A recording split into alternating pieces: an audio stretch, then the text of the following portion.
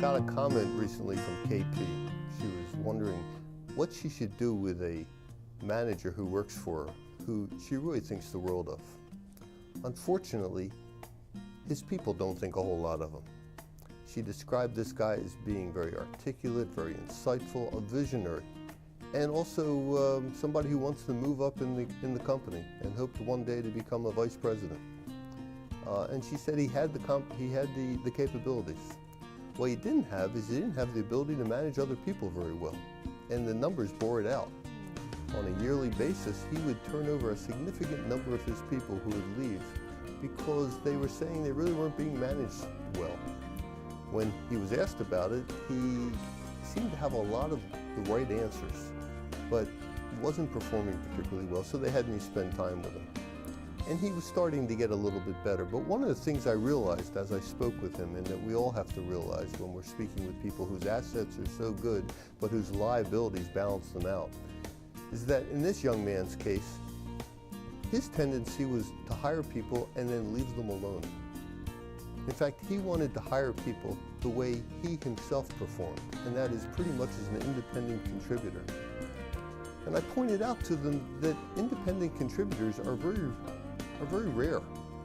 In fact, the whole aspect of an independent contributor who doesn't need to be reinforced and doesn't need an accolade once in a while and doesn't like to report in is probably more a myth than a reality.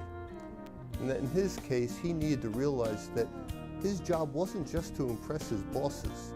His job was to be an audience for his employees, to encourage them, to guide them, to challenge them, to recognize them, to be impressed by them.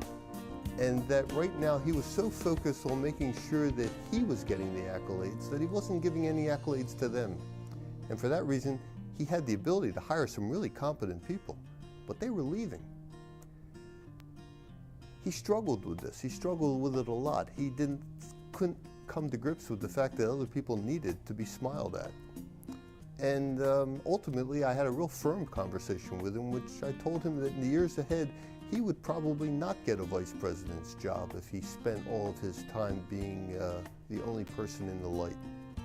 That he had to realize he was also in this invisible spotlight, and that his people expected things from him, and that it wasn't unlikely for me to see a future where he would leave this company, get rehired someplace else as a vice president, and become the very type of vice president he despised so much right now.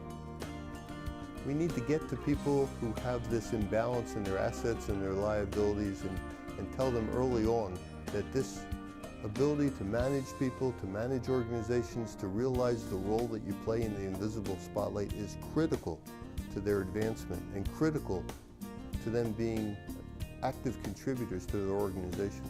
So to KP, I say this guy's got to be talked to. And the realities, and you've got to stop recognizing him just for being a great contributor. You have to hold a high standard for him to be a good and solid manager as well. And if he doesn't do both and you don't hold him accountable for doing both, you're doing him and your company a disservice in the long run.